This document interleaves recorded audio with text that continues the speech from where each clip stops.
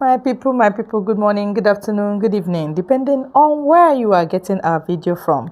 Yes, it is still on Master Simon Ekpa. Of course, he is at it again, bombarding Secretary Blinken, that is Tony Blinken of the US.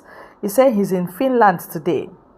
That Tony Blinken is busy comparing Ukrainian war to Finnish winter war.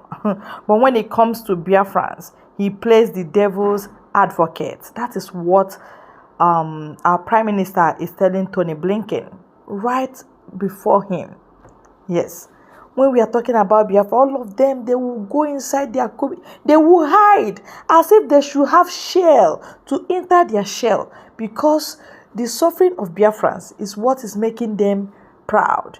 It's making them to show that they are world powers. They can sit on anybody. They can do anything to anybody. And that's why war is breaking out here and there. They don't tame it. They don't nip it in the bud. All right? They allow it to escalate. And when it escalates, it turns to war. You are comparing Ukrainian war to Finnish winter war they're having. They're having winter, yes, right? Now, why are you not talking concerning Biafra? The war, the Nigerian government and some allied forces, joined together to kill so many people.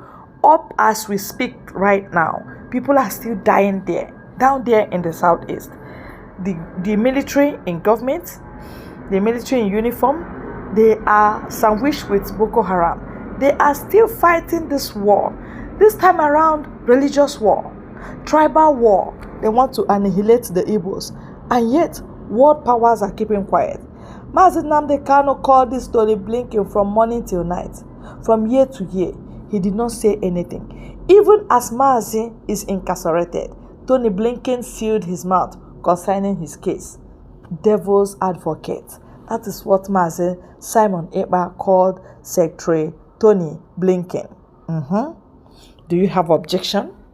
And this prompted a lot of retweets. People are retweeting. Somebody say, a devil advocate indeed. All they want is to keep enslaving and subjugating us in perpetuity. Hypocrites. Hypocrites. Another person say, he must go to hell. He's already in hell. Seriously, he is already in hell for keeping quiet, keeping mute when they're supposed to speak. The blood of our people is so sweet in their tongue. Are they licking blood? Do they eat blood? What is the matter that you cannot tell government of the day to free these people, conduct referendum? If you lose them, you lose them. Hence, having them, you don't know the impact of having them or importance of having Biafrans in Nigeria. Then conduct referendum. It's as simple as that. Somebody said, Biafran that all of them are running away from. Very soon, all of them will say, had I known. My Prime Minister, I will always thank you and your team, because you guys had resurrected some people from death without knowing it. All thanks to you and your team. Wonderful, wonderful. Anthony Blinken discussing war, Ukrainian war in international affairs was a welcome development.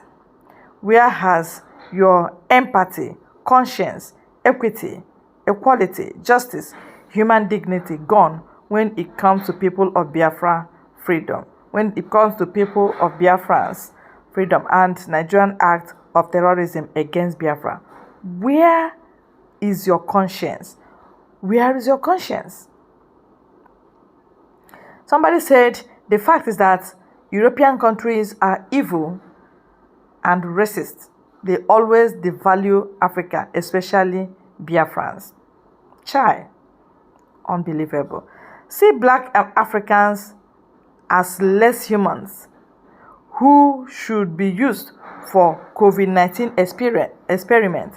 I make bold to say that people like Secretary Blinken come from the lineage of slave merchants and slave owners. You see, to whom much is given, much is expected. Tony Blinken has all it takes to speak for Biafrans. If truly he is real, if truly he is honest, if truly he has human value and human conscience, yes, he ought to speak for Biafrans. And when such figures speak for Biafrans, I tell you the truth, there won't be delay for conducting referendum. And that is all that kept Mazi Nnamdi Kanu languishing in pains, in detention for 2 years plus. Yes, he's calling for referendum. A call for referendum is never and will never be a call for war. War betide whoever that said Biafrans are calling for war without you conducting referendum. Shame on you.